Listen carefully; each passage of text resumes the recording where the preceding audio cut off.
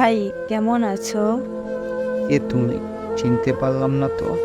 আমি প্রিয়া। কোন প্রিয়া? এখনো চিনতে পারছো না আমায়?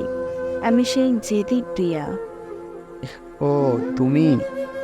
চিনতে পেরেছো? তো এতদিন পর হঠাৎ কি মনে করে? আমি কি তোমায় কারণ ছাড়া এসএমএস দিতে পারবো না? অধিকার নেই তো আর। কেমন আছো বললে না যে? যেমনটা রেখে গিয়েছিলে। এখনো আগের মতো পাগলামি করো কারো জন্য? না, তবে আফসোস করি নিজের জন্য। কেন? সেটা তোমার না জানলেও চলবে। তো স্বামীর সংসার নিয়ে কেমন কাটছে দিন? ভালো। যে সুখের আশায় চলে গিয়েছিলে, পেয়েছে সেই সুখ? মনে আছে তোমার? আমার বুকে হাত রেখে বলেছিলে আমায় ছেড়ে যাবে না। হ্যাঁ, আছে। তাই হয়তো আজ এই বুকটাতে বেধির দেখা দিয়েছে। মানে কি হয়েছে তোমার? বাদ দাও তো, ছেলে হয়েছে না মেয়ে হয়েছে? মেয়ে। বলছিলাম মেয়ে হবে।